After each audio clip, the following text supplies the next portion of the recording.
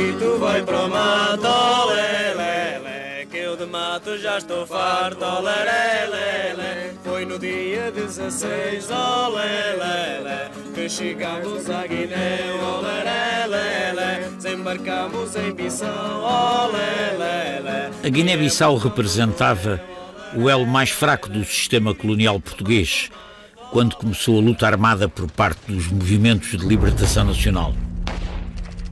Era um território de pequenas dimensões, flanqueado pelo Senegal e a Guiné-Conakry, estados independentes que prestavam, sobretudo a Guiné, importante apoio logístico à guerrilha do PAIGC, Partido Africano para a Independência da Guiné e Cabo Verde.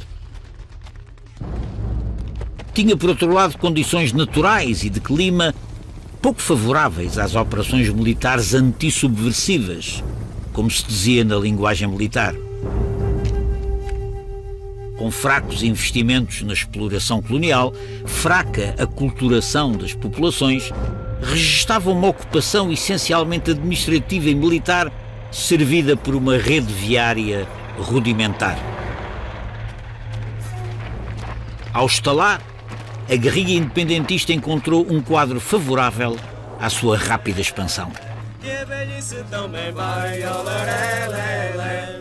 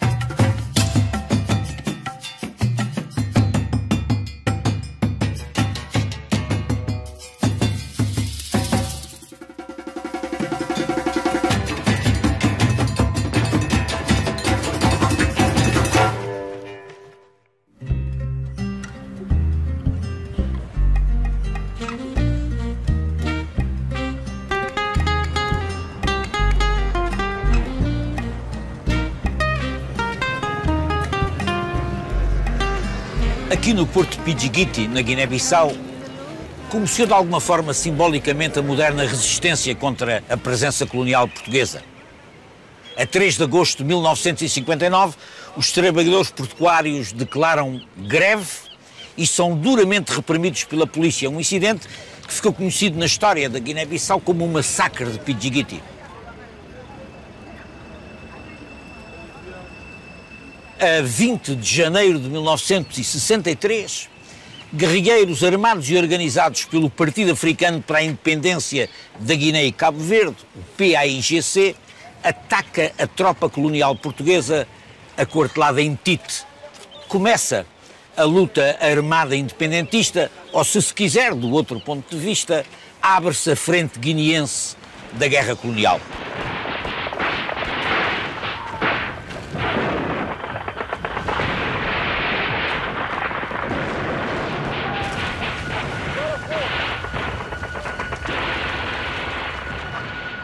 Para que fazer face, o governo nomeia para governador e comandante-chefe na Guiné o general Arnaldo Schultz. Mas os planos de Schultz para conter a guerrilha não resultam e a partir daí instala-se uma espécie de fantasma que vai durar até 1974, que é o fantasma da derrota militar iminente. Exatamente para os conjurar, em maio de 1968, pouco antes de abandonar o poder por impossibilidade física, Salazar vai substituir Schultz e chama para governador e comandante-chefe da Guiné o então brigadeiro António Spínola, com o qual, aliás, tinha um trato pessoal de correspondência e de ligação. António Spínola põe como condição levar para a Guiné um corpo de oficiais da sua confiança. Essa condição é aceite e Spínola parte para a Guiné para mudar o curso dos acontecimentos naquela colónia. Esta reação espontânea de um povo que, querendo escolher livremente o seu destino, cerra fileiras sob a bandeira da justiça, da paz e do progresso, a bandeira verde-rubra da sua pátria.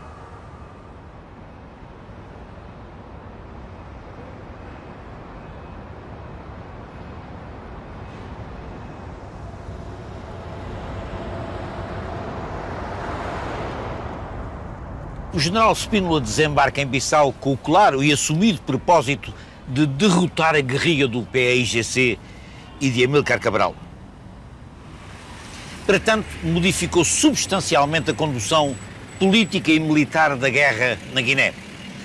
Do ponto de vista militar, e já lá voltaremos, muda o conceito estratégico da guerra no sentido de devolver à tropa portuguesa iniciativa, eficácia e mobilidade que tinha perdido. E no plano político, ou no plano político-social, se quiserem, engendra uma nova e ousada política de ação psicossocial, como se dizia na altura, a que chama por uma Guiné melhor.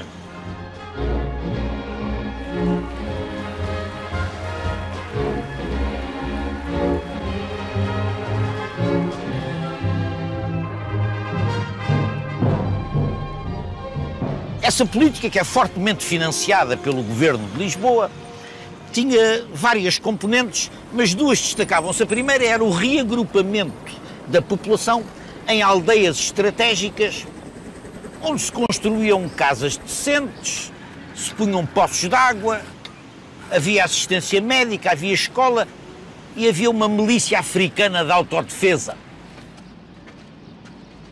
A outra componente que dá muito que falar nessa altura é a realização dos congressos do povo.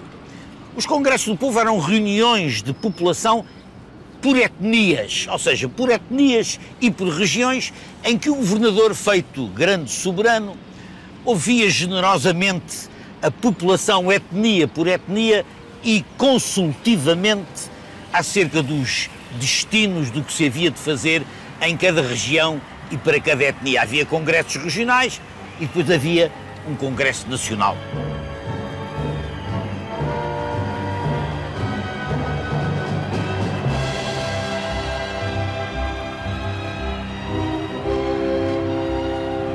Esta nova política apanha de surpresa o PAIGC e causa de início sérios embaraços. De tal forma que um grupo de majores da confiança política de Spínola consegue entrar em contacto com o núcleo de guerrilheiros do Chão Manjaco, no sentido de os convencer a ele e à tropa que comandavam de desertar do PAIGC e integrar-se na ordem colonial.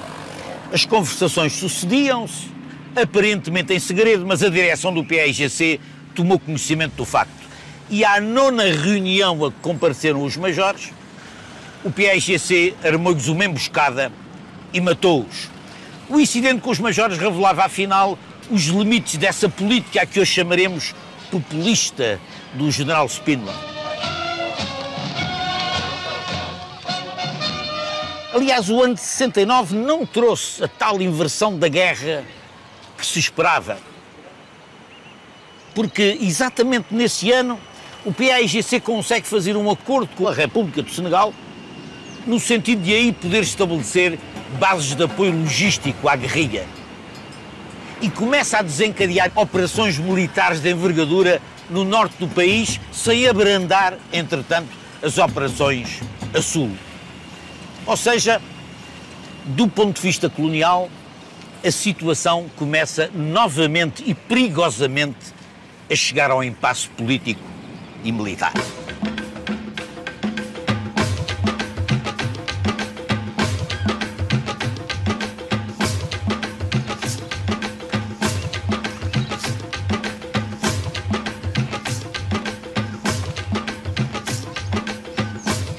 O outro pilar da mudança de estratégia político-militar concebida por Spínola para a Guiné respeitou exatamente ao aspecto da condução da guerra.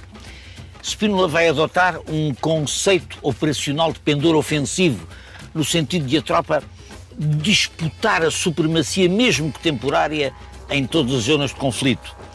também vai aligeirar as unidades, por forma a devolver maior mobilidade e maior eficácia operativa. E com vista a realizar estes dois objetivos, vai prosseguir um terceiro, que é a drástica africanização do contingente militar. Até 1967, a tropa africana no contingente militar da Guiné rondava os 14%. Vai subir até 74% para os 20%, um quinto de todo o contingente. A tropa africana distribuía-se pelas milícias africanas de autodefesa das aldeias estratégicas e pela tropa encarregue de operações especiais, frequentemente de operações irregulares, quer os comandos, quer os fuzileiros africanos, que eram comandados e enquadrados por oficiais e graduados portugueses.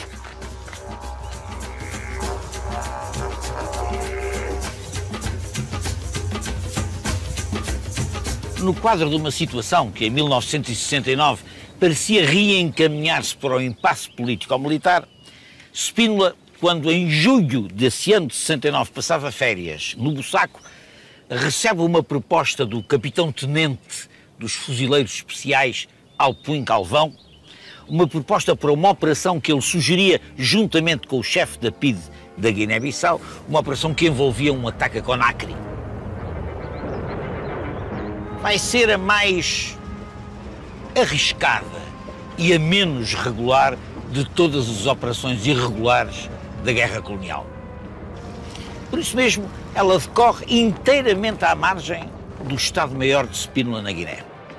Quem vai tratar de questões como a preparação logística da operação, o recrutamento e treino dos efetivos para entrar nela, a recolha de informações, a compra de armas clandestinamente na Bulgária e na África do Sul, tudo isso vai ser tratado por Alpuim Calvão e pela PIDE da Guiné-Bissau. Era a Operação Mar Verde que ia começar.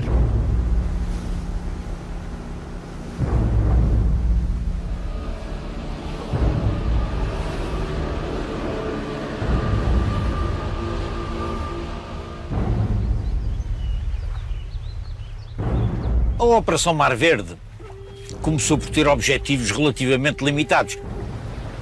Tratava-se de ir a Conakry, sobretudo para libertar 26 soldados portugueses capturados pelo PAIGC e que estavam presos na prisão de La Montagne. Com o tempo, o plano cresceu e transformou-se num projeto megalómano, altamente arriscado e abertamente ilegal do ponto de vista da lei internacional. Podemos resumir o plano final da Operação Mar Verde em 3 grandes objetivos. O primeiro, simular um golpe de Estado que derrubava o presidente Sékou Touré e o executava. Em segundo, ataque e destruição das importantes instalações logísticas do PAIGC em Conakry e eliminação de Amílcar Cabral. E a terceira, colocar no poder um governo fantoche de gente da Frente de Libertação Nacional da Guiné, que era uma organização em grande parte mobilizada, montada, municiada pela polícia política do regime colonial. Aliás, participariam na operação, como veremos, 150 elementos dessa frente. A operação era muito complicada, visava atingir 52 objetivos. E para referir unicamente aqueles mais emblemáticos, tratava-se de atacar o Palácio Presidencial e matar o Sékou Touré. Tratava-se de atacar as instalações centrais de treino, de educação, de formação do PAIGC e eliminar Amílcar Cabral. Tratava-se de atacar o aeroporto da Guiné-Conakry, onde estacionavam os MiGs soviéticos, e privar o inimigo de aviação que pudesse responder à operação. Tratava-se também de atacar e tomar conta da Rádio Voz da Revolução, que era a rádio do PAIGC que emitia de Conakry, e tratava-se, naturalmente, de atacar a prisão de La Montagne para retirar de lá os 26 prisioneiros portugueses e sabotar, rebentar lanchas do PAIGC. Era um plano muito arriscado e que ia correr mal.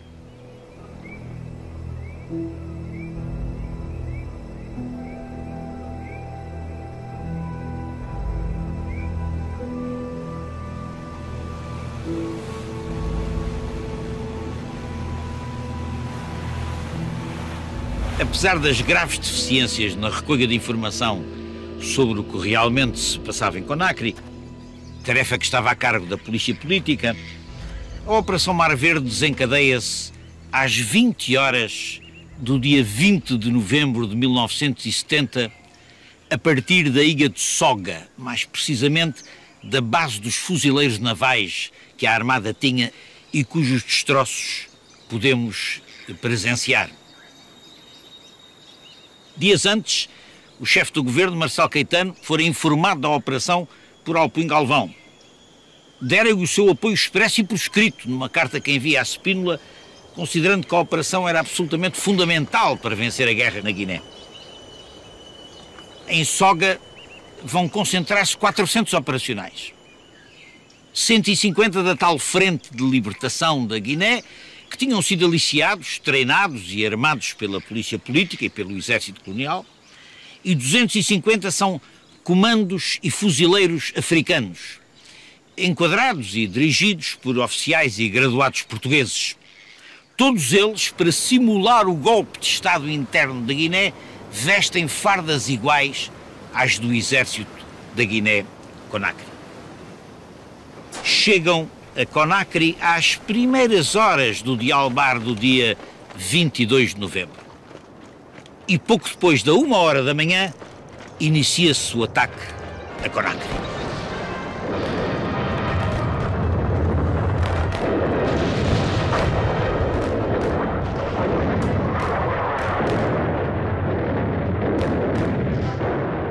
Para o historiador Pedro Aires de Oliveira, a Operação Mar Verde é o equivalente lusitano ao fiasco da Baía dos Porcos, da Operação dos Estados Unidos contra Cuba, em 1961.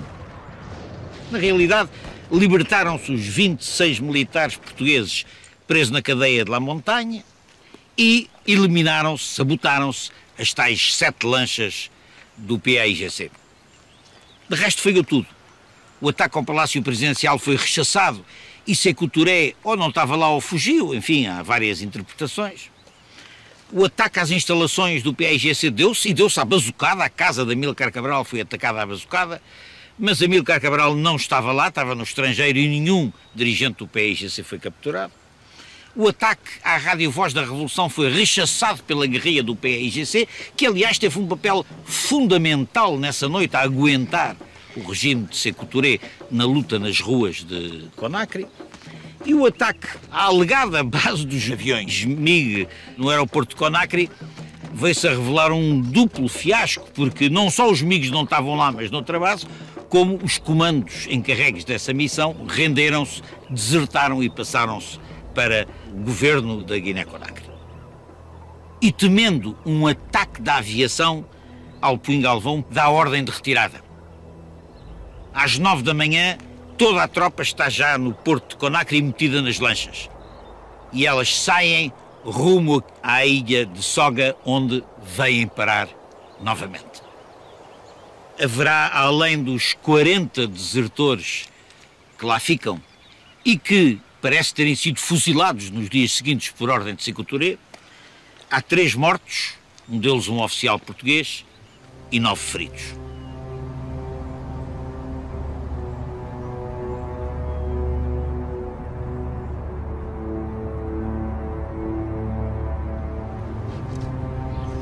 A Operação Mar Verde e o seu fracasso marcam uma segunda nova fase da guerra na Guiné desde que Spínola tinha chegado a Bissau, marcada quer pelo agravamento da situação internacional do governo de Lisboa, quer pelo agravamento da situação militar no terreno. Do ponto de vista da situação internacional, os vestígios deixados em Conakry são esmagadores e nas semanas seguintes abate-se um coro de protestos e denúncias internacionais contra o governo de Lisboa, apesar dele até ao fim recusar a responsabilidade na operação. A 8 de dezembro de 1970, o Conselho de Segurança das Nações Unidas aprova, com a abstenção dos aliados ocidentais de Lisboa, uma dura moção de condenação do governo de Lisboa, responsabilizando pela Operação Mar Verde. A comunidade afroasiática reforça os laços de solidariedade com o PAIGC, a União Soviética instala em Conakry uma base aérea e naval permanente e, juntamente com Cuba, reforçam o apoio militar à guerrilha do PAIGC. Na realidade, o espectro da derrota militar da tropa colonial retoma plenamente o ambiente na Guiné-Bissau. Só em 1972 o PAIGC desencadeia 765 ações militares, mais do que todas desde o início da guerra em 63 até 71, tinham prefazido nessa altura 708 ações. Em março de 1971, o comandante-chefe na Guiné reconhece em documento oficial, e estou a citar, um novo e rápido agravamento face à crescente pressão militar do inimigo, passível de suplantar a nossa capacidade defensiva. Fim de citação. As informações da delegação da PIDE em Bissau para Lisboa são alarmantes acerca do reforço do PAIGC em homens e armamento. E no final de 1972, Spínola escreve a Marçal Caetano não ser possível ganhar a guerra pela força das armas.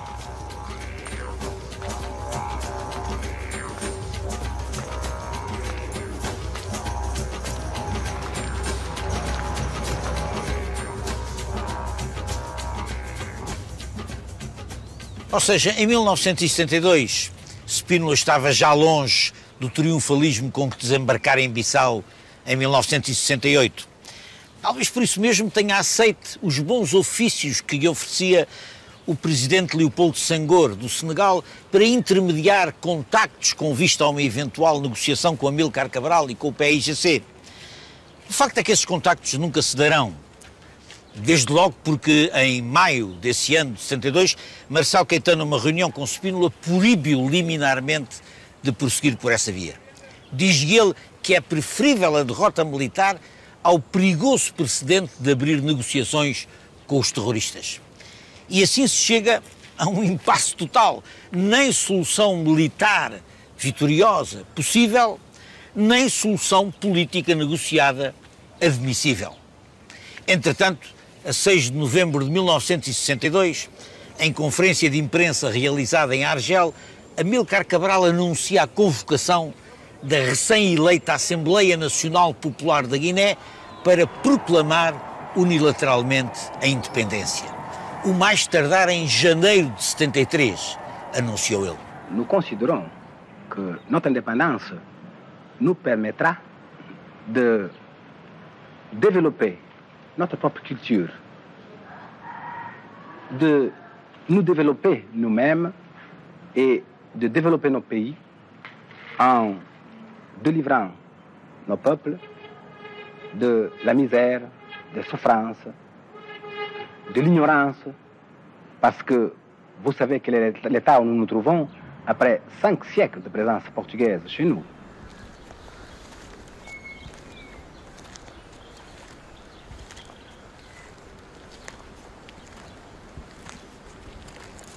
Precisamente em janeiro de 1973, esta segunda fase da guerra, que se iniciara com o fiasco da Operação Mar Verde, vai ter o seu desenlace simultaneamente trágico e desesperado com o assassinato de Amílcar Cabral, a 20 de janeiro, em Conakry. Amílcar Cabral é morto por um grupo de militantes guineenses descontentes com o que consideravam ser a hegemonia cabo-verdiana na direção político-militar do movimento. Um grupo desses militantes guineenses, chefiado por Inocêncio Cani, vai assassinar Amílcar Cabral a tiro. Um outro grupo vai capturar Aristides Pereira, agredi-lo e amarrá-lo e metê-lo numa lancha que zarpa rumo a Bissau. Um outro grupo ainda vai assaltar a cadeia do PAIGC e liberta Aristides Barbosa e Mamadou Touré, 2 guineenses dissidentes. E ainda haverá vários mestiços e cabo-verdianos presos durante esse golpe de mão. Sékou Touré não apoia o golpe, manda prender os golpistas e vai pedir à frota soviética que está em Conakry que intercepte a lancha onde vai Aristides Pereira. Ou seja, nestes termos, a direção do PAIGC retoma o controle da situação e a direção do partido.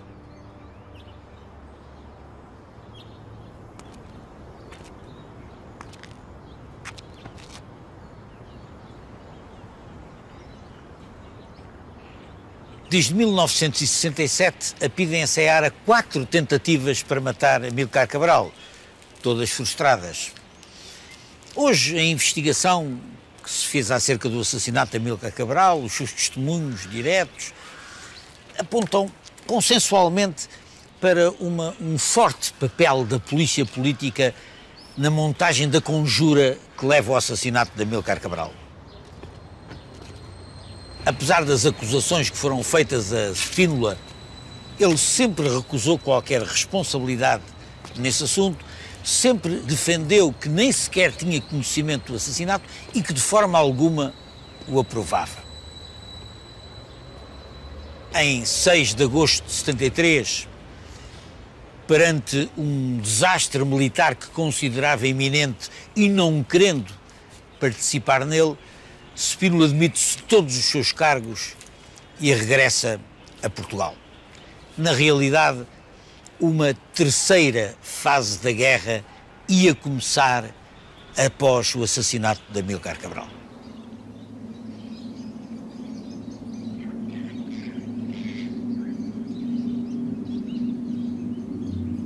A 25 de março de 1973, à laia de resposta ao assassinato de Amílcar Cabral, o PAIGC abate com mísseis terra-ar, os célebres mísseis Strela, fornecidos pela União Soviética, o primeiro caça português Fiat G91.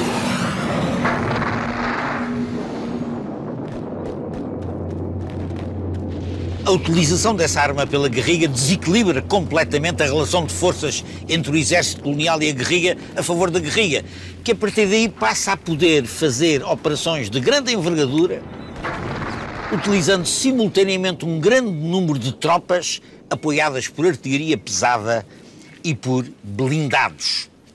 É exatamente isso que se vai passar com a Operação Amílcar Cabral, que dura durante os meses de maio e junho de 1973.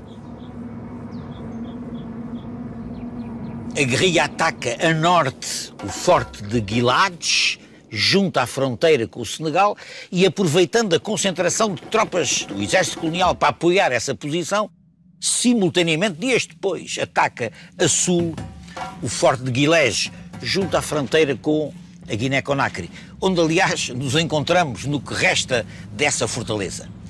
O forte de Guilés é cercado, é duramente bombardeado, e isso obriga o comando da unidade a abandoná-la.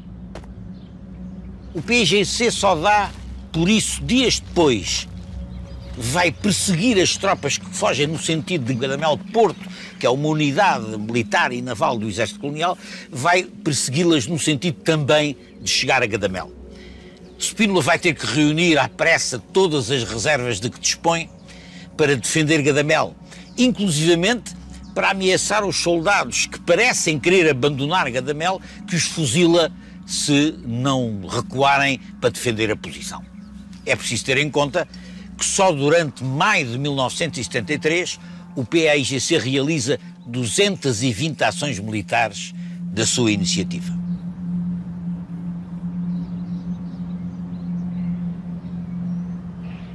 A 24 de setembro de 1973, curiosamente, 3 dias depois de chegar a Bissau o novo governador e comandante-chefe, o general Petencourt Rodrigues, a Assembleia Nacional Popular reunida em Medina do Boé, sob convocatória do PAIGC, aprova a Declaração Unilateral de Independência da República da Guiné.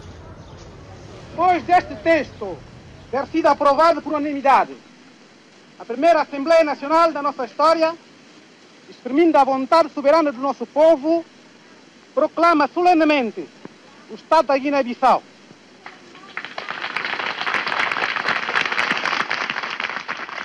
Como diz, e creio que bem, o jurista e historiador Duarte Silva, não se tratou de um expediente para obter facilidades diplomáticas. Tratou-se do nascimento de um novo Estado, suportado territorialmente pelas zonas libertadas e dotado de forças armadas, organização administrativa e organização judicial própria, só que tendo parte do seu território ocupado por tropas estrangeiras. Foi exatamente esse o entendimento da Organização de Unidade Africana e foi também o entendimento da histórica e inédita decisão da Assembleia Geral das Nações Unidas, reunida a 2 de novembro de 1973, decisão essa votada por 93 Estados-membros. Nessa resolução, a Assembleia Geral das Nações Unidas reconhece a independência da Guiné-Bissau, condena e denuncia a ocupação do seu território por tropas coloniais portuguesas e propõe ao Conselho de Segurança a admissão da nova República da Guiné como novo Estado-membro da ONU. O que é facto é que dias depois, a 19 de novembro de 1973, a Guiné-Bissau é admitida como 42º Estado-membro da Organização de Unidade Africana que então existia, a OUA, e no início de 1974, mais de 60 Estados-membros da ONU reconheceram o novo país que nascera em Medina do Boé. Viva o Estado soberano da Guiné-Bissau, construído pela luta heroica do nosso povo! Viva a solidariedade internacional de todas as forças anticolonialistas e anti-imperialistas do mundo! Viva!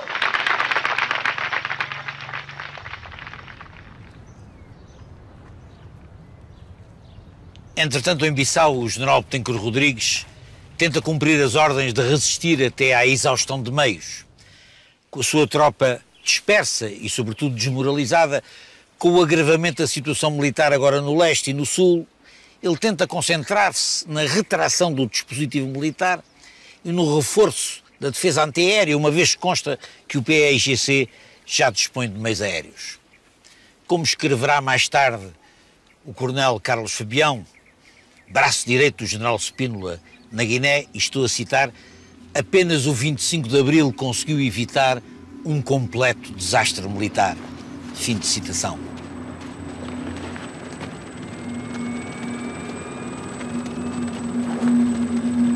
Dos cerca de 9.000 mortos nas 3 frentes da guerra colonial, só na Guiné tomba quase 30% deste total, 3.163 homens. Desconhece quais foram as baixas das forças independentistas.